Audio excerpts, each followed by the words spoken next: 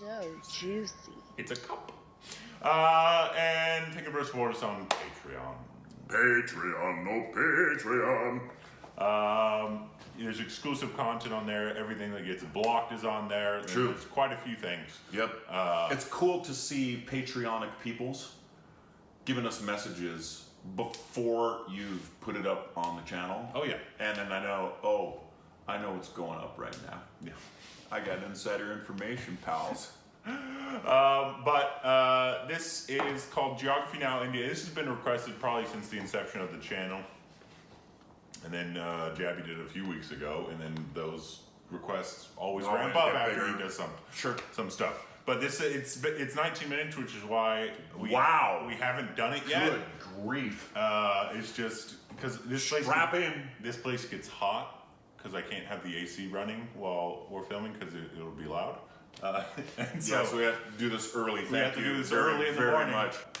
So, we have finally encroached upon the giant India. Some of you have been waiting a long time for this episode. I'm just gonna say straight up, you all know India is incredibly complex and diverse. Even Indians have trouble understanding their own country. Obviously, I won't be able to scratch even the surface in this episode, but I'll try my best. He's had a a lot lot of of you Indian geographers have helped me along the way, so thank you. And that's an orange shirt. Let's begin. I like his energy.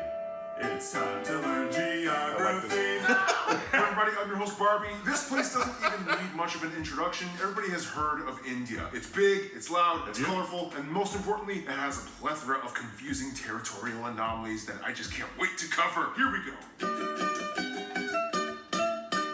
There's an old saying, India is a place where everyone is in a hurry, but no one is ever on time. First of all, India is located in South Asia, right on the Indian and Arabian Seas and the Bay of Bengal, bordered by 6 other countries, so close to 7, but that land bridge between Sri Lanka got wiped away like 600 years ago by a cyclone. India is divided into 29 states and 7 union territories, with the capital New Delhi, which acts as its own administrative unit, located in the capital territory. Keep in mind, New Delhi is actually just the name of one of the districts in the capital territory, made up of 11. The largest city, however, is actually Mumbai, with New Delhi, Bangalore, or Bengaluru, and Hyderabad following after. However, the 4 busiest airports are Delhi Indira Gandhi International, Mumbai's Chhatrapati Shivaji International, Bengaluru's Kempe Gowda International, and Chennai International in the south.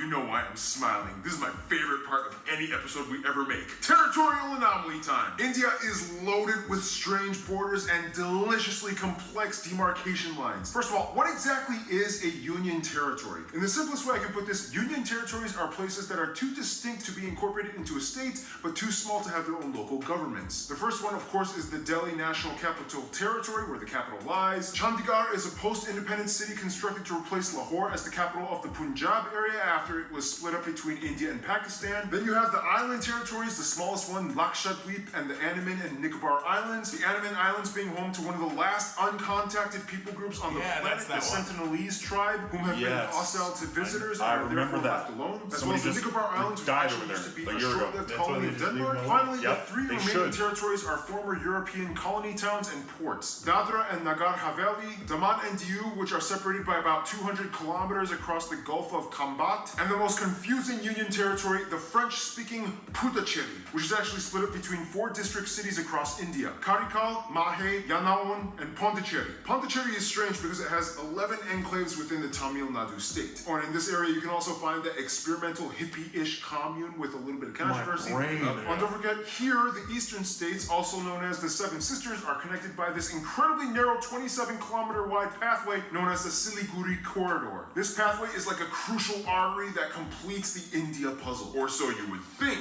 Now let's discuss the juicy stuff. Now, in the China episode, I already talked about the disputed areas with India, such as Aksai Chin and Arunachal Pradesh, the latter pretty much just belonging to India as it's almost completely inhabited and operated by Indians. So let's move to the other disputes. Now, as of 2015, the Bangladesh episode is already outdated, as India and Bangladesh have finally come to an agreement over the frighteningly complex former enclave-exclave dispute. In the end, India only lost about 40 square kilometers of land to Bangladesh, and now only a few enclaves and exclaves exist. Now let's head north. Now when you try to draw the shape of India, you might want to be careful which depiction you use. Some might use this picture, some might use this, some might use this, and those that don't really study very well might use this. The point is that India is like the most heavily militarized, diplomatically stressed out region on the planet. It's already had like 4 wars in the past half century. Basically, India, Pakistan, and to some extent China all want the entire area for themselves, although it's more of like a Pakistan-India thing. In the China episode, we already discussed the Chinese disputes with India, so I won't cover those in this episode. If you want to learn more, just watch the China episode. But anyway, this entire area was a former domain known as the princely state of Jammu and Kashmir that was under royal Maharaja rulers all the way up until independence. Yes. Currently, this place is split up by this fenced-off militarized line known as the line of control between India and Pakistan. Why is this? Well, in the quickest way I can put this, okay, the British are out. We get to take your land.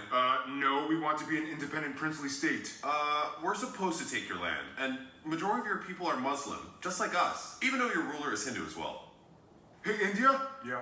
If you help me, I'll let you secede my territory to your land with autonomy. Deal. Ha! Your problem now.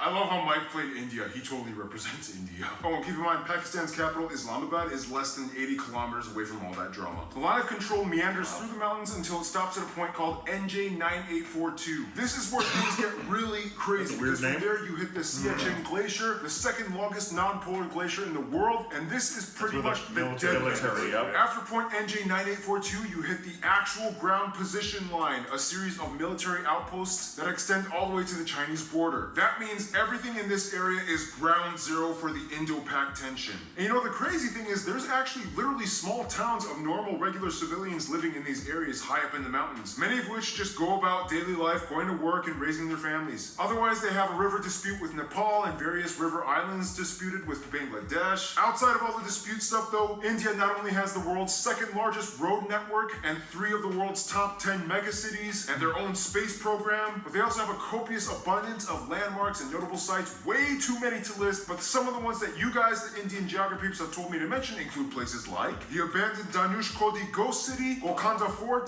the 4 pillars of Charminar, the Ajanta Buddhist Art Caves, the Ellora Monolithic Ruins, Mandu Fortress, the Golden Temple, which feeds over 100,000 people a day, the Gol Gumbaz Mausoleum, the Kalavantin Durg Post, the ruins of Hampi, the hill forts of Rajasthan, Shatrunjaya Hill, which is basically like a mecca for Jains, like the Temple of the Bodhi Tree, Jal Mahal, Bangart Fort, the most haunted place in India, Mahabat Maqbara, and keep in mind, just like in China, you can find the Great Wall of India in Rajasthan. There's also the Paritala Anjaneya Temple with the largest statue in India depicting Hanuman, and at over 150 acres, the Sri Rangan Attaswamy Temple, the largest Hindu temple in the world. Man, there's also that building with the stuff in the thing, whatever. Anyway, we could go on for centuries talking about India's rich constructed domicile, but what it lies on top of is even more fascinating.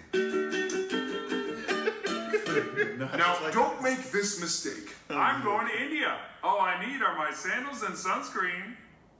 Oh, crap.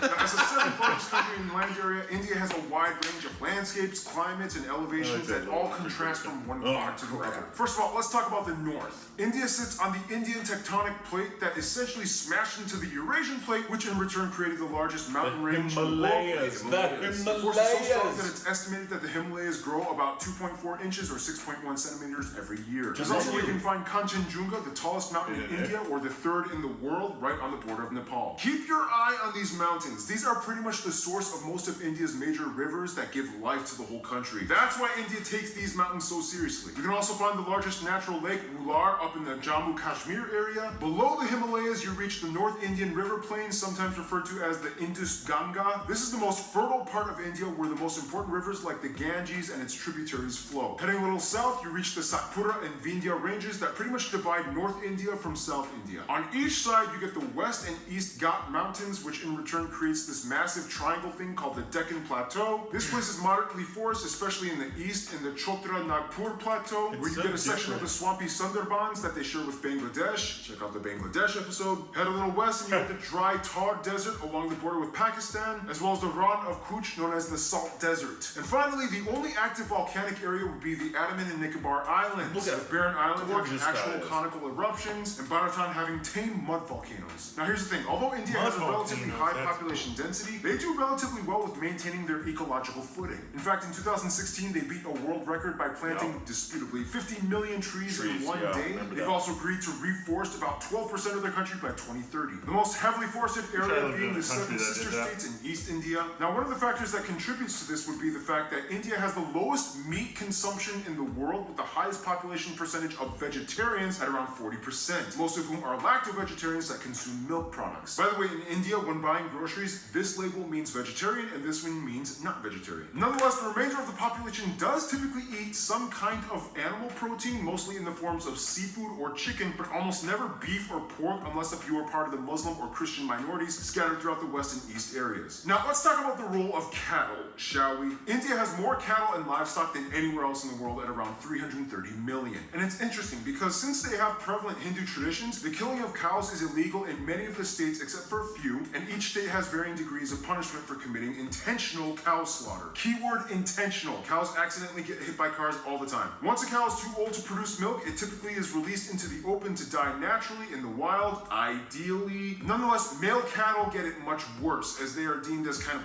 useless. Some places use them as draft animals for labor, some religious sects use them as sacrifices, but otherwise they are typically sold to the underground market for beef or hides. To this day, there are about 6 times as many female cows as male cattle in India, so that means, yeah, something's happening to the males. Nonetheless, India does have the 3rd highest carbon emission rate after China and the US, 4th if you consider the EU. However, emission per capita, they rank pretty low at only about 2 kilotons per person. Contrast that with the amount of information he's giving us. There is are insane. 94 national parks, 501 animal sanctuaries across the country where you can find some of the national animals like the peacock, the Ganges River dolphin, the king cobra, the Indian elephant, and the highest population of Bengal tigers in the world, which are all highly protected. India also has the most irrigated land in the world, which allows them to become the #1 producer of multiple products like millet, bananas, lemons, limes, mangoes, mango, milk, butter, fennel, jute, and about 75% of the world's spices alone come from India. Speaking of which, food! Typically you can find the staples, roti, chapati, and naan in the north, idli and dosa in the south, and everybody eats rice. The more commonly commercialized Indian foods that we in the West grew up knowing, like samosas, tikka masala, tandouris, and my favorite Indian dish, palak paneer. These usually come from the northern regions of India. Seriously, India, you took spinach and made it fat. I love you guys. Otherwise, the West is mostly known for their chutneys and pickled foods, as well as beef, since there's a high number of Muslims and Christians. The South uses a lot more coconut and has some of the best curries like porials, sambras, rasams, and tutus. And the East is known for having the best desserts like peda, mishti doi, rasgulla, or shondesh. Speaking of which, India is so diverse and complex that sometimes even Indian people need translators when going to different states. It's about to get 10 times more confusing in about 3, 2, 1.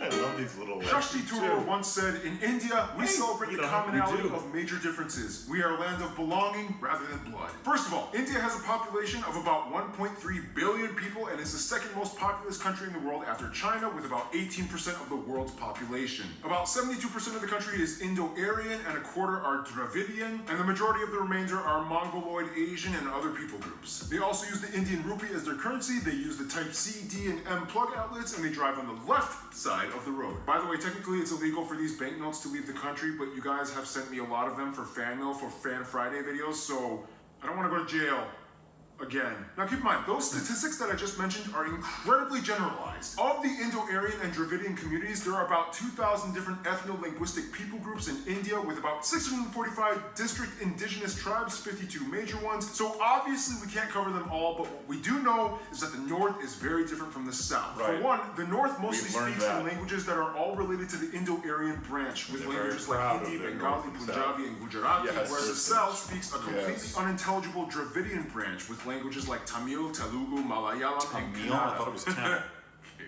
Otherwise, also pockets of Sino-Tibetan and Austro-Asiatic languages spoken. I want to know how much of these things he's pronouncing correctly. So how do they all communicate with each other? Great question. Although India does not have an official language, there are 22 recognized national languages, and of these, 2 are the most prevalent, taught in schools and used by government officials: Hindi and English. And very often these 2 are like mixed mid-sentence. It's weird. Don't be surprised if you hear someone speaking Hindi and then suddenly finishing off in English. It's like English. Verses. And I was like, what this? And I was like trying to, like, why are you trying to do that? I know, right? And the washing machine, I told them, but I said, when you get there, a Bob's Daggett with a chainsaw. chainsaw. Now, of course, let's discuss the one thing that goes hand in Drop hand Bob with Saget. India, Hinduism. About 80% of India job. claims to be Hindu, or at least part of the Hindu practicing community. Now, we don't have time to explain everything about the tenets and multi-layered philosophies and practices of Hinduism. If you want to know, just talk to a Hindu person. But basically, one thing you do need to know is that Hindu-driven ideologies pretty much dominate most of life in India, everything from family to business. You will see colorful, mesmerizing shrines, temples, statues, and rituals being performed everywhere, even in public. On the Bharat Mata, the mother of India, statues are everywhere. She's like the symbol of India. The largest Hindu pilgrimage, the Kumbh Mela, happens every 3 years, rotating between 4 cities, in which the adherents bathe in the Ganges River and enjoy a massive festival with tens of millions of people. Like, seriously, you can practically see it happening from space. Now, a controversial topic in relation to Hinduism would be the caste system, which is basically a belief that people are born into a socioeconomic life that they are destined to serve into.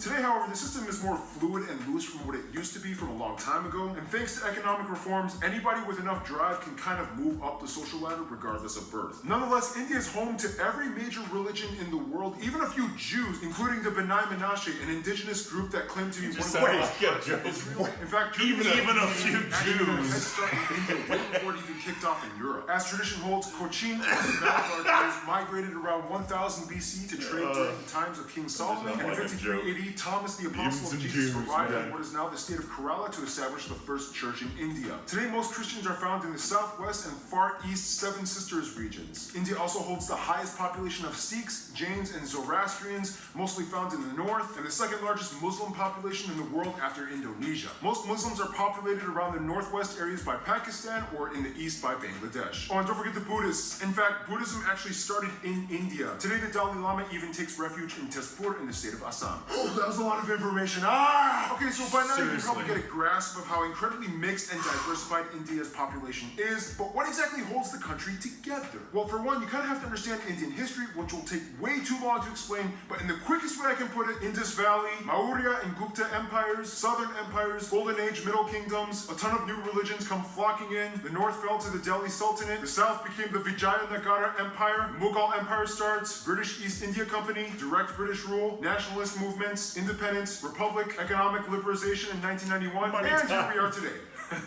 Vagina. India used to be made up of around 500 smaller royal princely states, and when the British came in, they kind of exploited them to manage such a huge population. Although India is a democratic federal republic and the largest democracy in the world, the old royal families still exist today, and although they have no political power, they hold high positions of influence in their communities across India. So Like today, England, I typically, guess. you could meet someone that would be considered an Indian England prince has more or power princess. than- Nonetheless, the biggest thing that really united Indians in the past 2 centuries would probably be their hatred of British rule. It was kind of like, Well, this is not cool. yep. What do you say you and I work together and end this thing?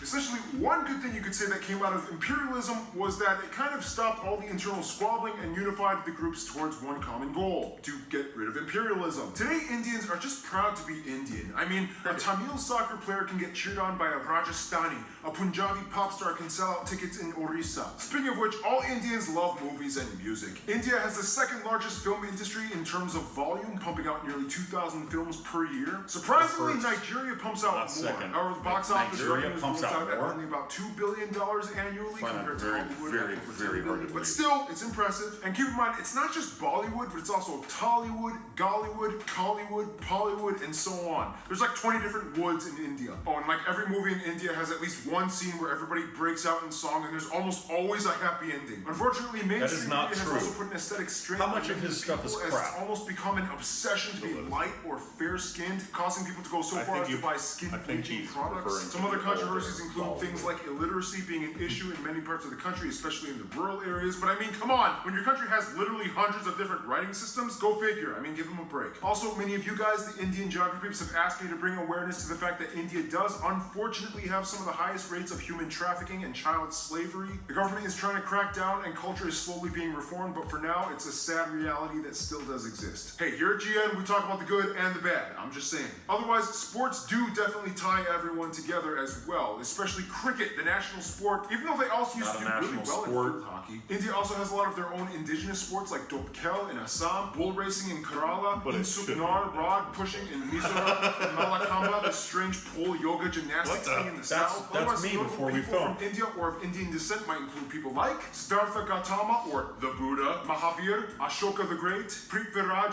Chauhan, Aurangzeb, Shivaji of the Maratha Empire, Mohandas or Mahatma Gandhi, Indira Gandhi, Subhash Chandra Bose, Jawaharlal Nehru, Rabindranath Tagore, C.V. Raman, Satyendra Nath Bose, Bhagat Singh, Dr. A.P.J. Abdul Kalam, Shah Rukh Khan, Amitabh Bachchan, Amir Khan, Salman Khan, Priyana Chopra, Ben Kingsley, Sundar Pichai, Satya Narayana Nadella, Did he A.R. call her Rahman, Sachin Tendulkar, Priyana and Mahendra Singh Chopra? Dhoni. There's also literally millions of other famous people I missed out on. If you want to mention them, please, there's a so. comment section below. Use it. I can In the tell you a meantime, bunch we of gotta famous finish this people. info marathon, shall we?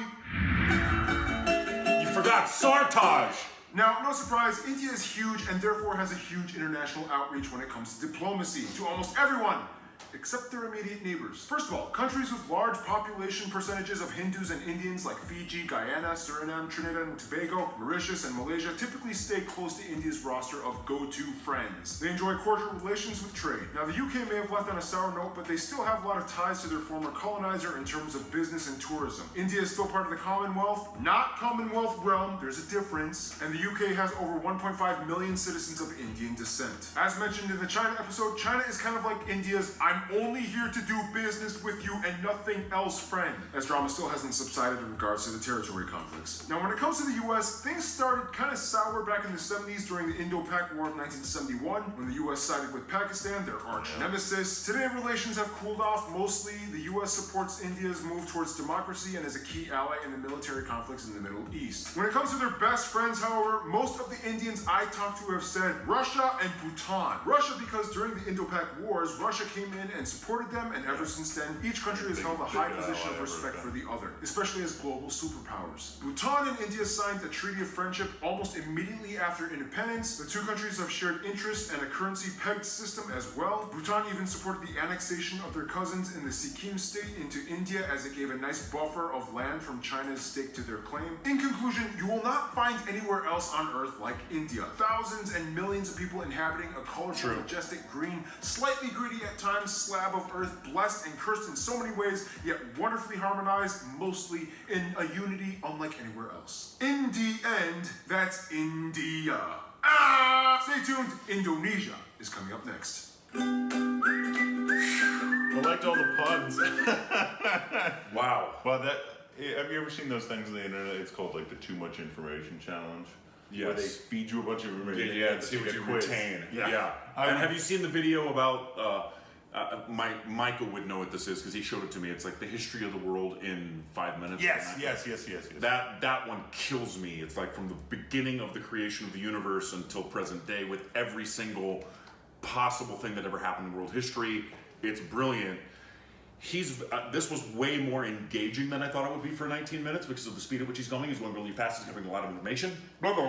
However, I would love to know how much of his stuff is actually verifiably accurate, because a lot of the things, not a lot, some of the things I could pick up on that weren't, and actually kind of a couple of things pissed me off a little. But as a whole, dang, I want to see his teleprompter too. Yeah. And that was a lot. That was like 4 years of Indian culture and history wrapped into a 19-minute video. Yeah, and then not like I could remember. No. And you can. And as always, let us know what was right. What Yeah, was I wrong. just, all I could think of was how many things are going to be picked up by stupid babies and are going to go, well, actually, we're going to get a ton of comments of both supporting what he said and said, yeah, that was true. And then we'll get comments saying, no, that is Isn't that how it's not always true. goes? Somebody, That's somebody does this about the United States. And Yeah, exactly. it's also about different perspectives as well, depending on. But we knew this already. You can take an entire lifetime of studying India, and you're never going to even scratch the surface. You just won't. Not you at just all. you could take a lifetime just studying the architecture. I did love the part where you were showing us all like the ruins of different. Like, Oh, yeah. That's one of the things. If I had the opportunity to like tour India for months, which Probably won't. Sorry, guys. Have a family. But if I did, I would love to just travel each different place and see like the nature, but then also the old ruins, and that's always my favorite part about seeing anywhere. Yeah. Like when I went to Ireland, we went and searched for old castles, things. and Yeah. that's like what I love to do. Absolutely, my and like to favorite. touch, just to be somewhere that's been around for hundreds or thousands of years, and to touch it and know who else has been here and touched that and been around that. I'm with you. That is and India massive. being one of the oldest civilizations in the world. Yeah, arguably the oldest in terms of total history. And It's quite funny how often civilizations argue about which civilization is the oldest. I know. Like when you go to Ireland, there's places that are considered to be the oldest Right. in the world. In the world. And then China others- says, "Wait a minute," and then Egypt says, "Wait a minute," and Yeah, India. and then India's like, hold my beer. Yeah. And the one who can't say anything is America. We're like, hey, wait, no, you guys got that. Unless you talk to the Native Americans. then- Yeah, then exactly. maybe They could, would have some information to go, yeah, well, actually, guys, before you got here, Then you get into genocide and all that, and it's fun. yeah. Hashtag American history. Yeah. But yeah, that was fun. Yeah. Let us know if there's other videos of information about any. I think we've done a couple of. We've done more ads, tourism ads. Yeah. Which I'd love to do more of those. Yeah. Always love those, but informational ones as well. Yeah, just informational, cultural about particular regions. I know there's ones that people have sent me about temples as well, learning about the different temples, which I know nothing about. I just know that you built Right. the temple and it's cool. Yep. That's the extent of my knowledge. Exactly. Of that, right? Yeah. I'm sure it's for some religious reason. But yeah, let us know some other videos like that. I hope you stayed till the end. If you did,